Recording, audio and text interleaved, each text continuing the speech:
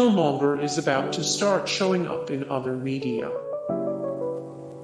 Black Panther marks the first time Erik Killmonger has been depicted outside of comics or video games.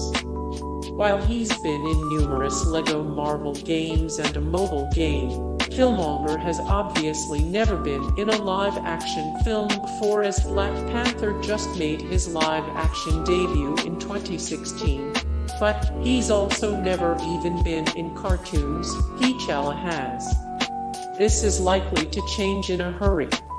No, Killmonger probably won't be back in the MCU anytime soon. They have yet to start following the comic book tradition of resurrection, which is probably a good thing. Honestly though, it wouldn't be surprising if he were to become the first resurrected live-action character, given how popular he is. Regardless, he is certain to start showing up in cartoons like Avengers Assemble in a hurry. Killmonger's son blames T'Challa for his father's death. It's a virtual certainty Killmonger will be resurrected at some point in the not-too-distant future. In the meantime, T'Challa will have to deal with his son. At the conclusion of Killmonger's last story arc, Back to Africa, Killmonger's unnamed son vows revenge upon the King of Wakanda for his father's death. He is joined by the other youths of Niganda and the remaining death regiments. Killmonger's son will likely lead his allies against T'Challa. As the story arc comes to a close, it is likely Killmonger will be resurrected in one form or another, setting up another future conflict between him and T'Challa. Killmonger is currently dead. At the conclusion of the battle between Niganda and Wakanda, Monica Rambeau, Aka Photon, escapes custody and kills Erik Killmonger by flying through his chest. This was Killmonger's most recent comic book iteration, released in April 2016, so the now famous Black Panther villain is no more. Of course, he is almost certainly going to be resurrected with the huge boost in recognition offered by the movie. What's more, the people of Niganda still hold him up as a hero and vow revenge on Wakanda. Killmonger conquers Niganda and challenges Wakanda once again. After his whole King of Wakanda thing doesn't work out, Killmonger changes tactics. This time, he conquers and becomes the leader of the neighboring country Niganda, whose people already hold a grudge against Wakanda for their relative technological primitiveness. Killmonger offers them similar technologies, gaining their support so he can ignite a conflict between the two countries. He captures T'Challa's sister Shuri and former Avenger Monica Rambeau, Aka Photon, and a conflict between Wakanda and Niganda ensues. Killmonger creates a synthetic heart-shaped herb and a new Black Panther.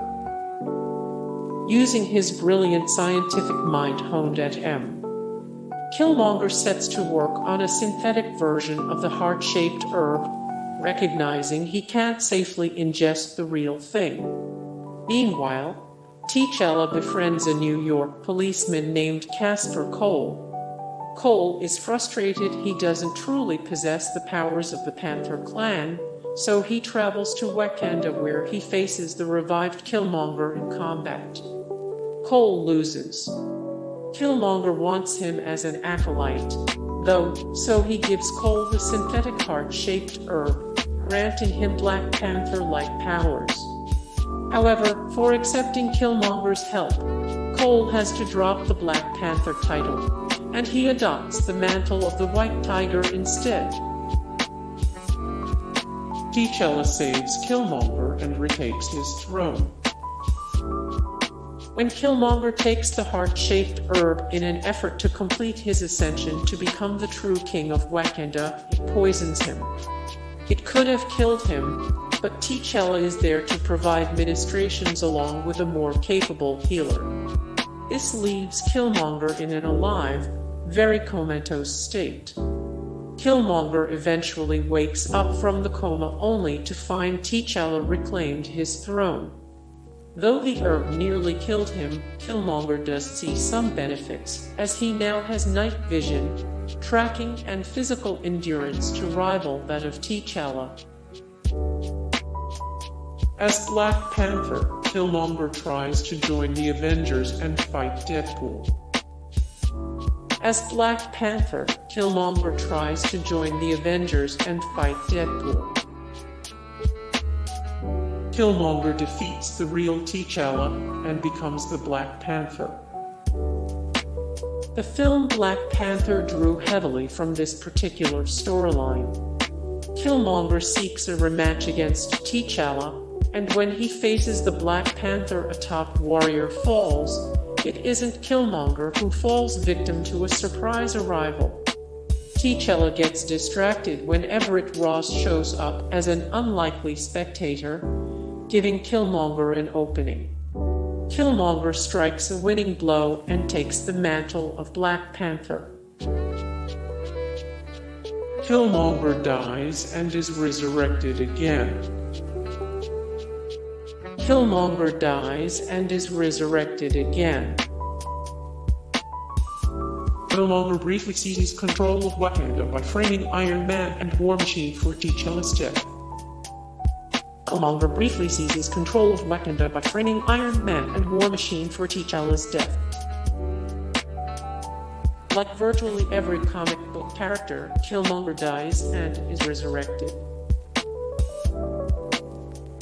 Killmonger has a bunch of cronies and even undead warriors. Killmonger throws down T'Challa in their first fight.